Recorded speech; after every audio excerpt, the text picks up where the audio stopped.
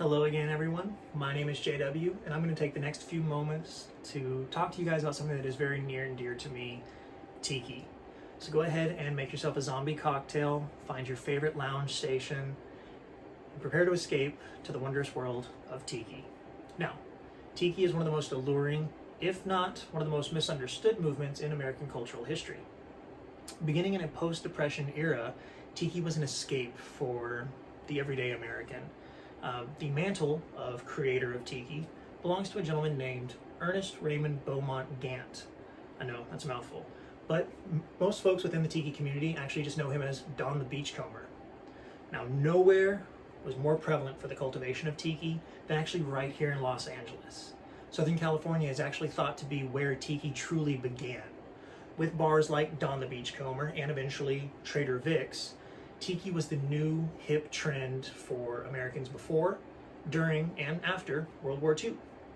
Now, Don the Beachcomber had the intuitive insight to combine the lore and the scenery from the Polynesian South Pacific from his worldly travels with the recently introduced liqueurs and cocktails that were filtering in from the Caribbean.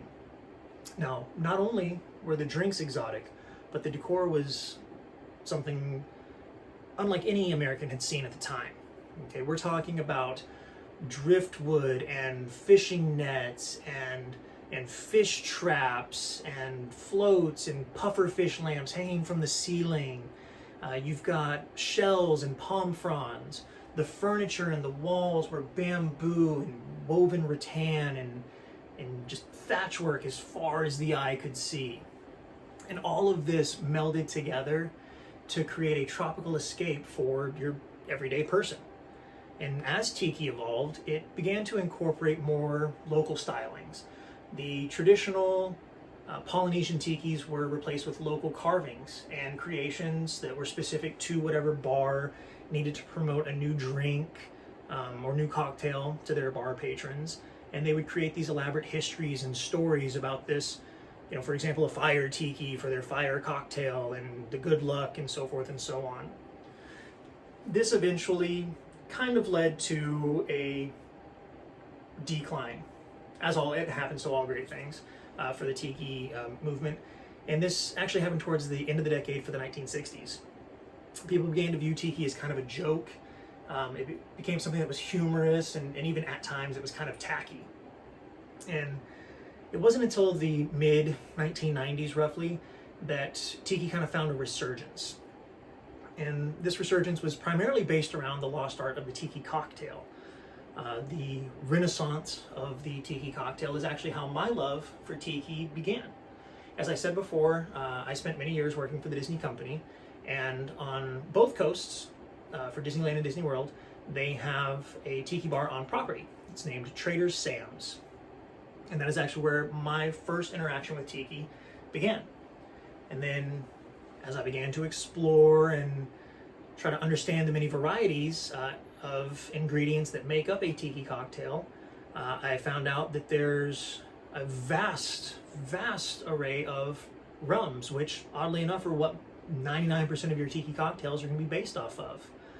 And you learn that they're from different islands and different regions of the islands and from the far corners of the world, really. As I began to learn and explore this, I knew that one day I wanted to have my own tiki bar in my house. And I'm not talking about one of those cheap like Party City plastic ones where you've got like a plastic grass skirt on the front and it's a tiki bar. No. I want an authentic tiki bar. I want something that looks like it just washed up on the shore and I picked it up in pieces and built it over the years, which is actually kind of what's happening now. But ultimately, it's what I want it to be. And that's the great thing about tiki, is that it's going to be what you want it to be. You can go through and have something that is vintage if you want. You're going to pay handsomely for it by all means. Or you can have something that's a reproduction. And if those reproductions are done right, you're never going to know the difference, because some of them are actually molded and modeled after original pieces that have survived. It's truly amazing what tiki can be to you. I know what it is to me. I'm a huge nerd and I love everything about it. So much so that I've actually started to attend tiki conventions, which I know that sounds crazy, but there are now conventions held around the country annually that cater specifically to tiki, Polynesian pop, groups, to this culture. And if you have any questions about this, I highly encourage you to please go visit one. Whatever the nearest one to you that's happening next, please, pandemic permitting. So with that, I thank you guys. I hope you had a great time with this one.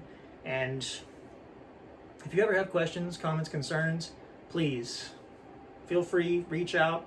We'll have a drink together and we'll talk about tiki till the sun sets. Thank you very much, guys. Take